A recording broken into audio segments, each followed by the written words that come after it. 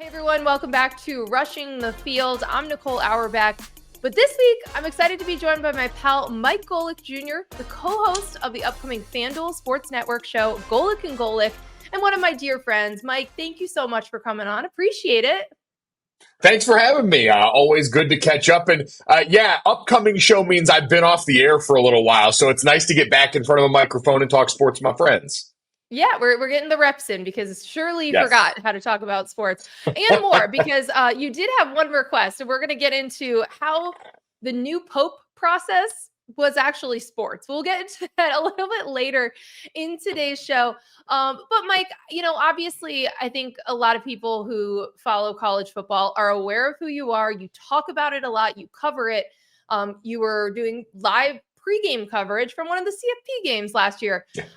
So I'm wondering, with your career path where you do talk about a lot of sports, you have this awesome job where you get to hang out with your dad and talk about sports. You do lean into college football. You lean into college sports. You're wearing a lacrosse hat right now as we're recording this podcast for the Premier League lacrosse. Know you're a big Notre Dame lacrosse guy as well. Why is this so important to you? Why are you continually drawn to college football? So many people, there's so much angst around it. There's so much change. Why is it something that you still enjoy so much and want it to be a focal point of your coverage?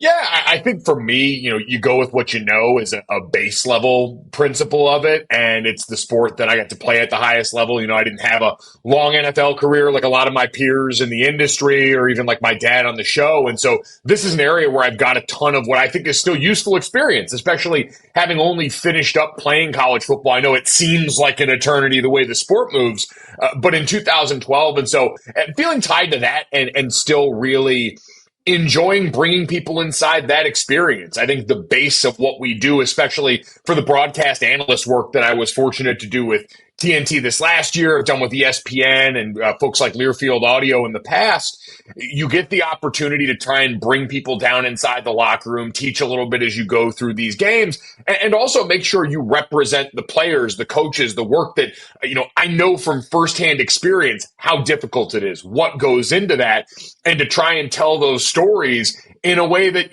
can hopefully reach someone on the outside who sees these players and these coaches and these organizations from a 30,000 foot view and only sees the things that give them angst around the sport, the changes, the tectonic plate shifts at the high level. If every once in a while you can bring it back to the thing I most enjoy, which are the individual stories on Saturday, the individual matchups, the games within the game that make the sport so fun and compelling. If I can help shine a positive light on some of the people that are doing great hard work in that micro portion of the sport, I do think that's still an easy way for people to find so much joy in a sport that with each passing day looks so different to them. I feel like you've also been really vocal when you're talking about that. You're always mentioning the players first and players' stories.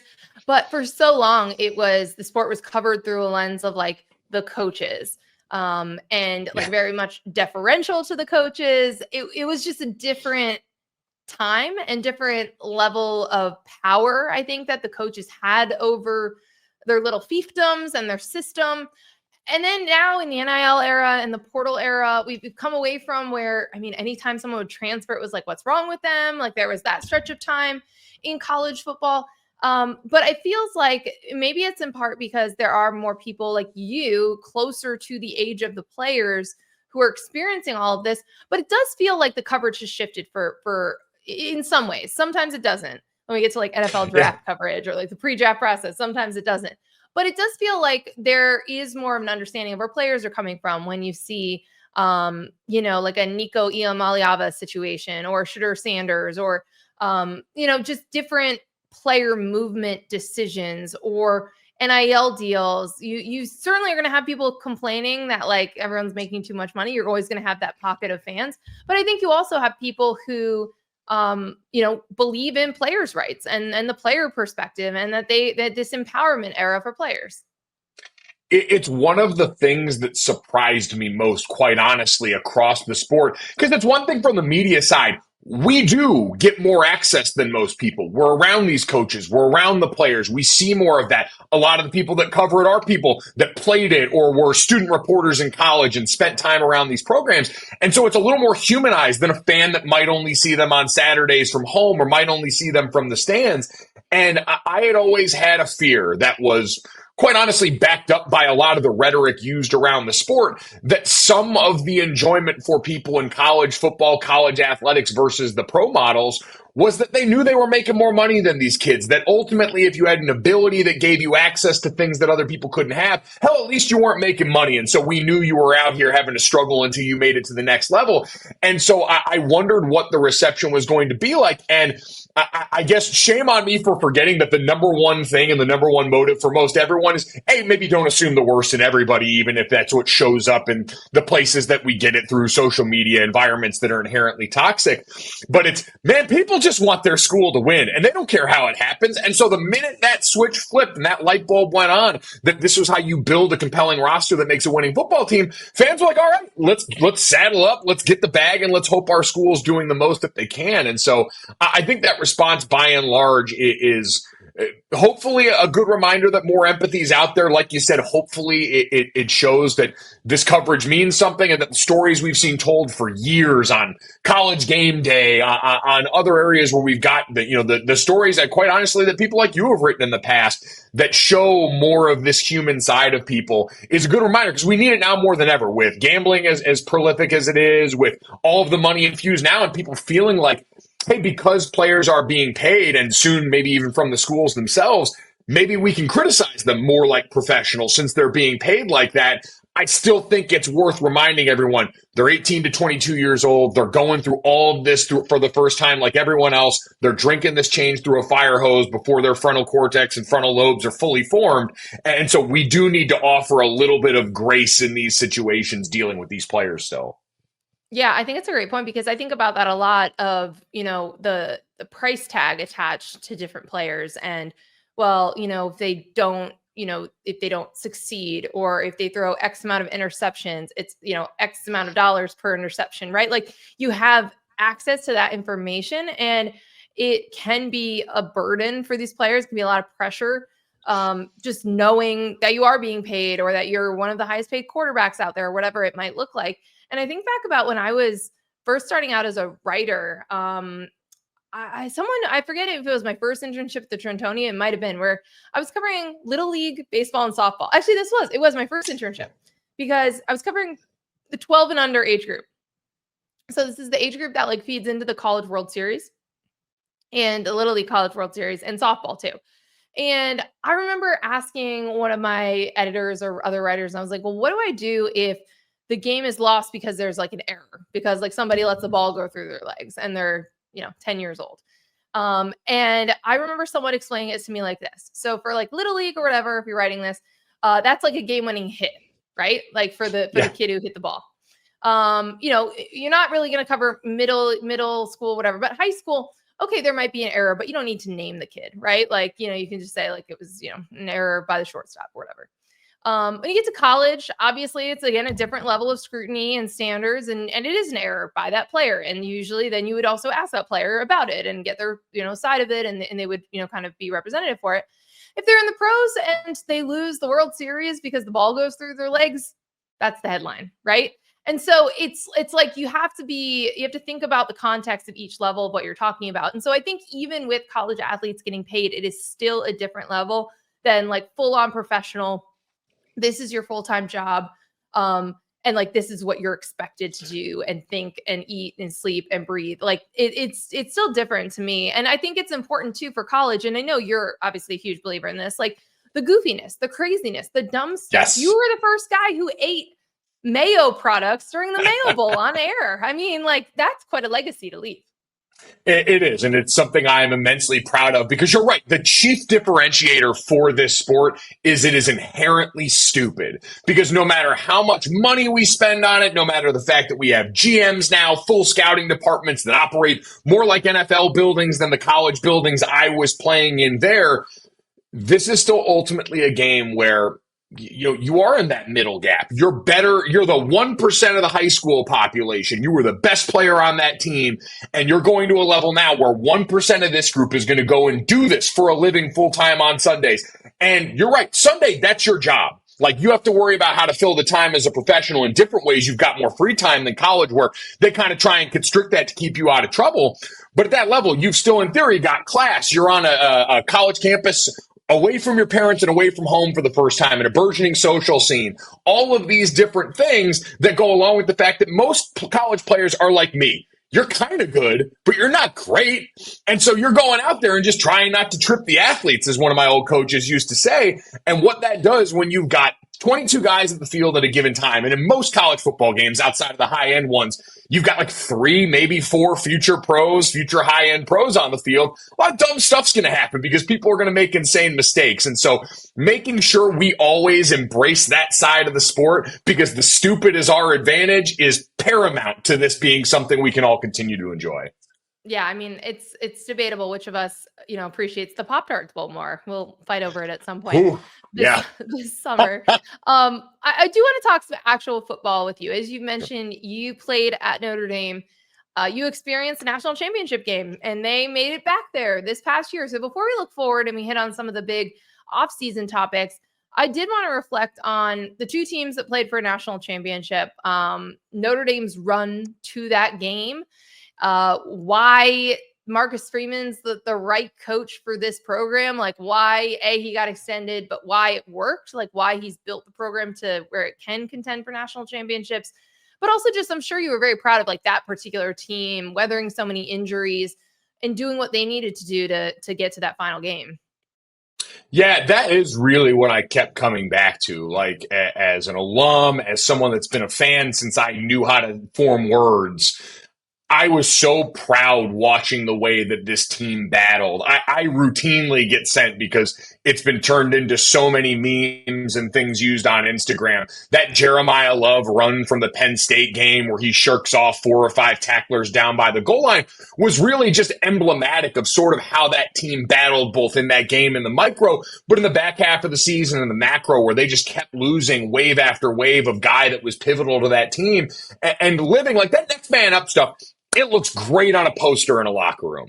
And it looks great sounds great when the coach brings it up at the front of the room. It's really hard to actually go out and execute. Like, most teams just aren't that deep. And for Notre Dame in my lifetime, I think that was one of the biggest areas that has shown through for Marcus Freeman. One of the biggest improvements that he's helped continue to build off of what Brian Kelly did in the back half of his tenure is Notre Dame recruiting and developing championship depth, having the amount of freshmen, sophomores ready to go and ready to play meaningful minutes for this team, so that when it got to those time periods, you had guys that were ready to step up in those spots. So yes, pride was overwhelmingly the answer. They kept coming back to battle, and that leads to your point about Marcus Freeman and his fit for the job there, because it's the old remember the Titans line, attitude reflects leadership. Like, that is a top-down mandate and a directive, and to not only say those words, to put it on the walls, but to then have the players actually go out there and not only believe it, but work every day to make it so. Like, belief is nothing without action. And so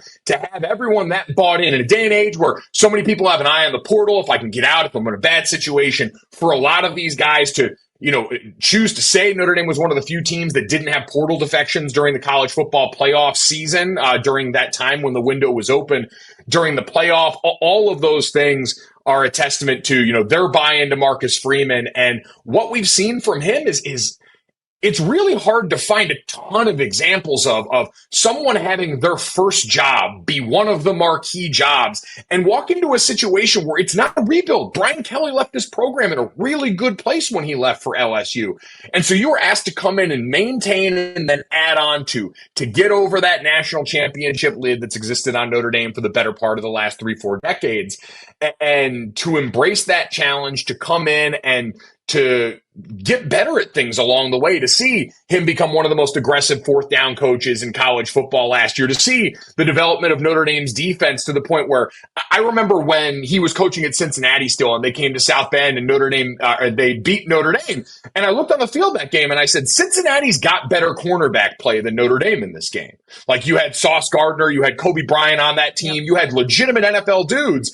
And now you fast forward a few years later, and that's one of the biggest areas of change that you've seen in Notre Dame's roster. Benjamin Morrison finishes up as maybe the most talented cornerback in my Notre Dame lifetime when healthy on the field. Leonard Moore comes in and is an absolute stud and a staple as a freshman when he goes down.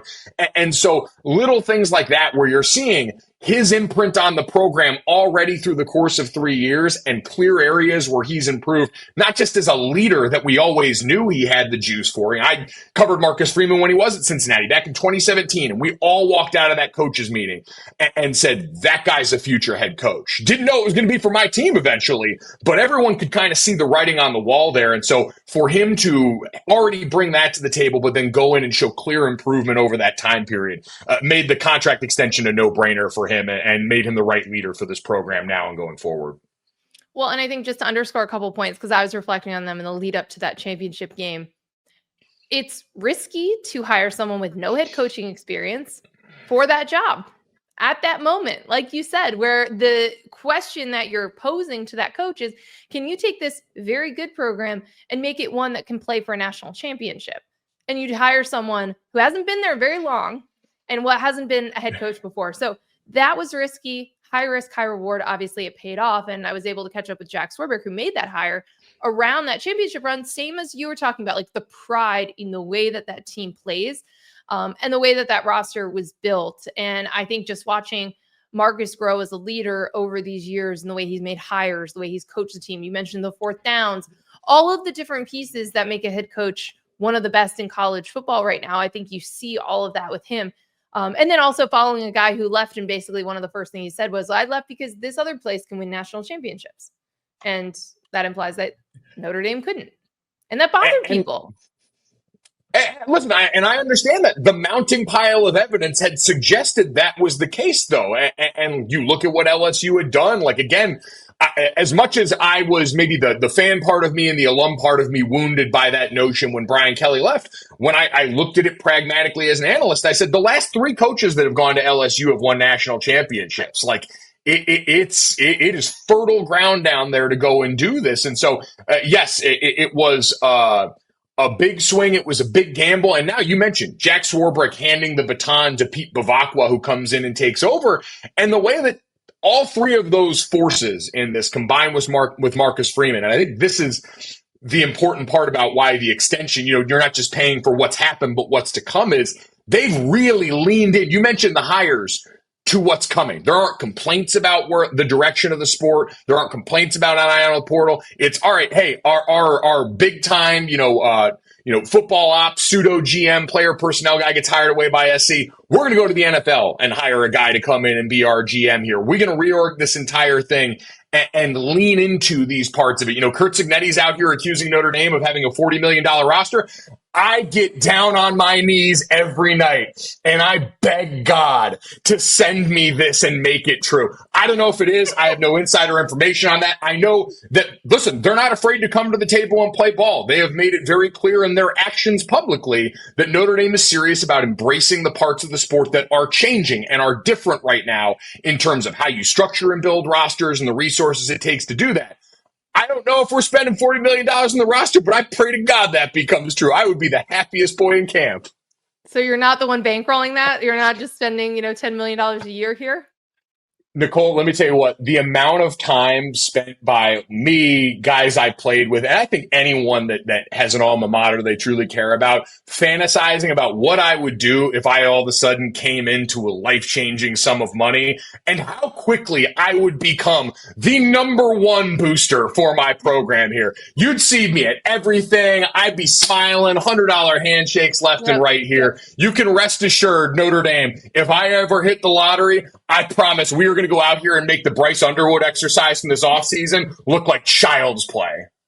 There will be signs, right? How the meme goes, yes. There will be signs. Before we hit on the other team that played for a national championship and won it in Ohio State, just your thoughts on where the Irish go from here, expectations for the year after a national championship game appearance. A lot of turnover. You mentioned a lot of defensive guys that'll be off to the NFL. Quarterback, you're going to have, again, Jeremiah Love still there. You're going to have a great run game.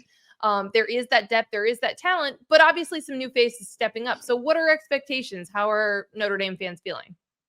Yeah, I think it's right now, I feel a little bit more confident in the roster than I think I've seen the sentiment publicly, just because of how much how much depth they built up through the experience that came with those injuries last year, specifically on defense, where, remember, you came into that season outside of Jack Kaiser, you had a lot of guys green at linebacker outside of that tandem and defensive tackle on the D-line. You had a lot of inexperience in some of those areas. Mentioned the young guys, Christian Gray and Leonard Moore, really showing their wares at cornerback and getting all of that experience at a bunch of different levels on defense, where now you look at, Kingston Viliamuasa, you look at Drake Bowen, that are going to be strengths of that team at linebacker now to go along with the other guys that we mentioned on the back end.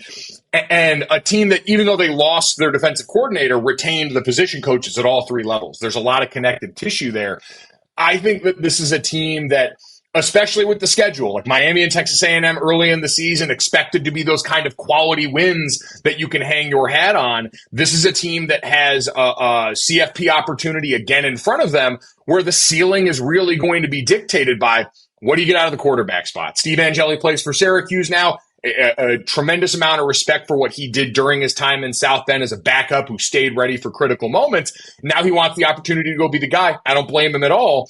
But for CJ Carr and Kenny Minchie, who go into this now competing for the fall, a lot of people assume that CJ Carr would be the guy, just given the how heralded he was coming into school. But they're still quarterbacks that have largely played very little college football, and they're going to have everything in their arsenal on offense. Jaden Greathouse took big steps during the playoff run last year. Jordan Faison, an incredibly gifted athlete at receiver. You've got a tight end room, maybe a little less overall fanfare than Notre Dame's used to, but an offensive line that, yes, may not be as deep because of the transfer departures, as top-end talented as any group you will see in the country. Charles Jagasaw is a future first-round pick. If I can eyeball it right now and kind of get way too early in this, to go along with Jeremiah Love in that backfield. And so there's good bones. There's a good foundation. There's continuity on offense in a lot of ways. You just need the quarterback to stay upright and be able to go out there and show us what we haven't seen yet. We haven't seen him play consistent college football at a high level yet. And so that's going to be the ultimate determining factor. That's such a theme at so many places, so many of the big brands this year. I'm going to get your thoughts on Arch Manning in just a second, but I want to talk about Ohio State, which, by the way, has a lot of questions too. They have a lot of young guys. They have a lot of talent, but not a lot that we've seen, actually play or start games in college football. They did what Michigan did the year before, what Penn State is going to try to do fall of 25, which is reload, bring everybody back, guys that could go pro, decided not to.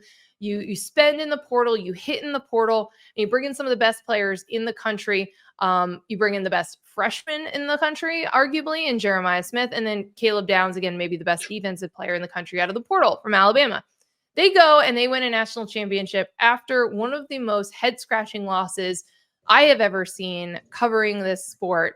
And I say that as a Michigan grad, because I still don't understand how that Michigan team beat that Ohio State team last year. But whatever it was, it lit a fire under them. They go on and win a national championship. And life is different for Ryan Day now. Life is different in Columbus. Jim Knowles leaves less than a week later for Penn State in conference rival. So there's a lot that's happened since the season. But I'm wondering if you could just put into context like what that run meant and how it compares with some of these other national champions we've seen. Because if you said at the beginning of the year, Ohio State's going to win a national championship, and then they did, I think we'd all say, yeah, that makes sense. But it's the way that they got there, I think, that makes it a team that, it's going to be hard for me to forget the way that team won a championship. 100%. All the things I said about being impressed by Notre Dame's run for what they overcame, I mean, you could say that and then some, because Ohio State completed the mission to lose that game to your rival and feel the fire rising around you the way I'm sure Ryan Day did hearing all the sports talk, and the way a bunch of guys inside that building that, going back to our conversation before, paid a bunch of money to go out there and ball. They all know it. They're all aware of it. They probably hear that as well in a generation that's more connected to the poison coming in than any generation that's come before them. And so for them to take that and then weaponize it into the outcome we saw, while their house was also kind of burning down around them. Like the offensive line situation for Ohio State, we know what it was to start the season. Donovan Jackson, what he did playing tackle last year, right up there with what we saw in the NFL for the Kansas City Chiefs in terms of a selfless move by a player who went out there and answered the bell for his team. A bunch of guys in the middle. Seth McLaughlin, they lose him to a freak injury in practice. One of the better centers in college football lost to an awful injury in practice in the most important stretch of your season. And so to overcome all of that, you go back and so impressed by the leadership. A lot has been talked about and will continue to be talked about. That 2021 class at Ohio State is going to have a lot of fun reunions around campus there. What those guys did in this most recent iteration of Ohio State football for Ryan Day and the post-Urban Meyer world is they deserve every free drink or everything that they're going to get around campus for the rest of time. And so a ton of respect for what that group did and overcame in that run, both emotionally, coming off that loss, but also physically having to weather that war of attrition up front. Completely agree. And I think it's one of those things where they may take their licks this year. I mean, they open with Texas, and you're going to be starting a new freshman or new quarterback. You're going to be starting a lot of new players, a lot of key positions, but you take it for that super veteran team that's loaded for a national championship run. You take that experience. We saw Michigan go through that, and they ended up figuring it out a bit by the end of the year to have the greatest 8-win season ever in Michigan football history. So we'll see what happens with Ohio State next. But the team that's trying to duplicate that is a team also very familiar to Notre Dame fans, Penn State. Everybody comes back, quarterback, the running backs, key defensive players. They've tried to add a little bit in the receiving room. We saw that was a weakness in that national semifinal game. They go out and get Jim Knowles as the defensive coordinator, fresh off a national championship. So can they do it? Are they gonna actually get to the national championship game, have a chance to win it all? Is James Franklin gonna beat those top 5 opponents that we haven't seen him beat?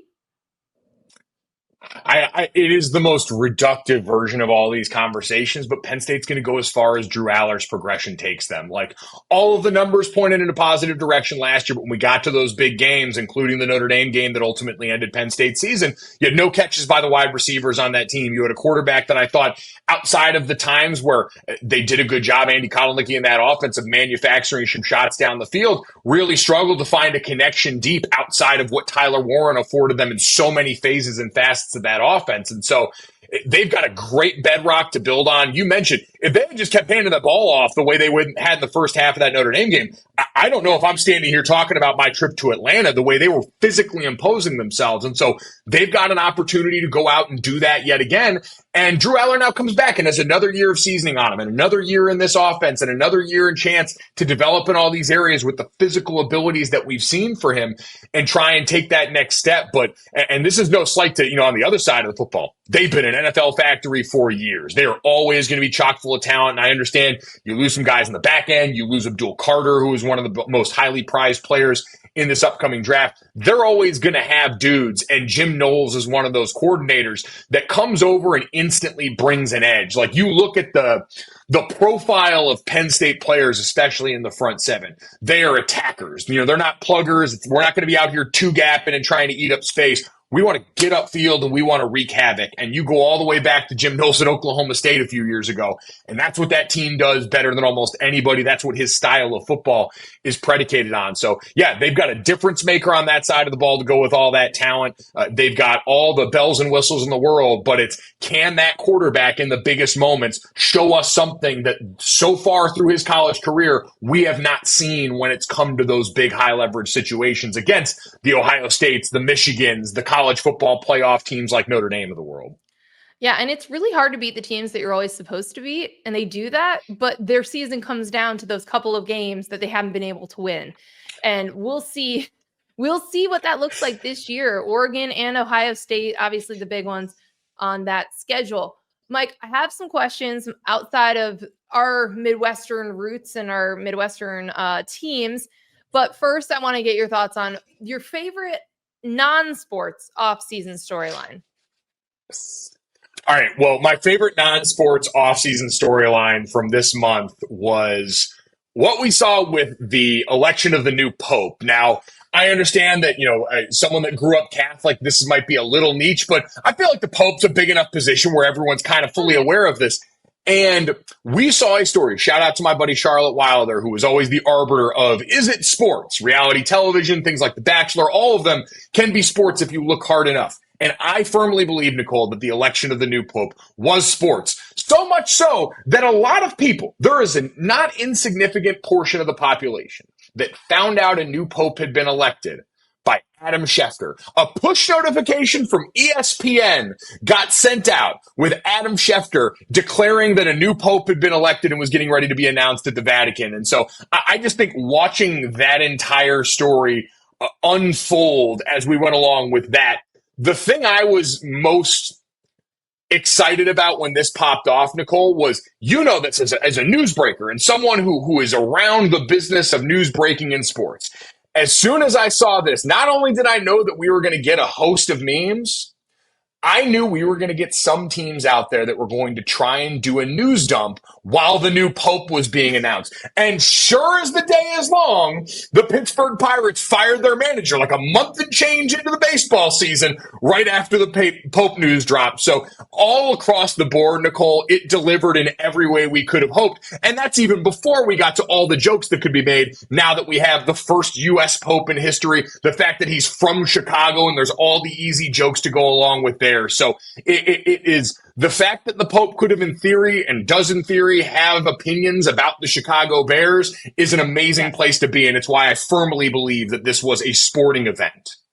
He also definitely has tweeted about the Villanova Wildcats winning national championships. So you've also got to think he's a Knicks fan as well. Like, there's a lot of sports knowledge we can presume. But my favorite parts of all of it, because like you said, it was like sports. You had candidate lists, like when there's a coach opening in the NFL. You had people saying there were front runners early on in the process who could be the next pope, right? And we're talking about like dark horse candidates, surprise picks, all of this. Then you had the fact that the NFL draft actually overlapped with this period of time. So you had all the memes from when the Cardinals had a pick in the actual NFL draft that we got to then reuse when the white smoke like blue or what it like popped up or whatever it is in the Vatican City. And then watching that hour-long wait when the pick was in, but it has not been announced, it reminded me, this is why the NFL puts a 10-minute limit on that period for television purposes, because it's hard to kind of go through all the candidates and the options and take predictions and guesses of what people are going to pick when you don't know and you got to vamp for a really long period of time. And then the reactions from people in the crowd who maybe it's not their guy, maybe they hadn't heard of him before, but you go crazy anyway because you know you're on TV and you're there for the vibes and for the support. So it was all of those things that were very reminiscent of the NFL draft that we just experienced, like to a T. The thing I was most amazed, to your point, in the vamping of coverage where you're unloading every draft nugget that you had on X player for an hour. The best nugget I saw, I didn't know this, and this is, appropriate given some of the recent headlines we've endured in both college and the NFL about jersey retirements, who gets their jersey retired too fast. Is it okay for Abdul Carter to be asking for retired jerseys with the New York Giants? I did not realize, as for people that may not be Catholic and may not know, when the Pope is named, they take on a new name. They pick their papal name going in, and they were giving all these stats about the different names like Matthew or John that had been, chosen X amount of times. The only name that is off the board that is technically the retired jersey of the papacy is Peter, because one of Jesus's most prized original apostles. So his is the jersey that hangs in the banner when it comes to the papacy. To me, was the hilarious cherry on top of the sports cake that was this entire experience. Abdul Carter's going to see if he can get renamed Peter. That will be his next act. I didn't know that. That is such a fun fact. It was one of those days too on the internet where like everyone was in it together and like the memes were flowing and sharing. I live in Chicago. Chicago was very excited. A lot of pizza jokes because of Italy, of course. Malort jokes, like you said, the Cubs, the Bears. There's a lot. Everyone's hoping that now they won't be on the wrong side of a Hail Mary moving forward. That is the hope of the Bears fans moving forward. But back to actual college football storylines this offseason. There's been a bunch. There's been a lot off the field that we've all been tracking. Kind of the shift towards revenue sharing, the house settlement, everything that's been going on politically in terms of asking for help from the government for college sports. Give me like a couple on-field topics and storylines that are really compelling to you as we kind of survive these couple of months before we get, fall camp and we get real action again. Yeah, so I was taking a look at the like way too early ESPN top 25. I want to say Mark Schlabach put it out, and was just going down and starting to take a peek at some of the rosters, some of the moves that had happened, because it's a sport that with the portal has become increasingly difficult to kind of wrap your arms around before these things settle as we get to August camp and kind of know who's where. And one of the things that really intrigues me on the field is, we're going to talk a lot about Arch Manning this season, and understandably, given the name, the pedigree, and how long we've been waiting for this coronation moment in Austin. But I looked around, and in a day and age where so many people point to the portal, and how teams operate, Notre Dame's operated that way. Ohio State won a championship last year with Will Howard.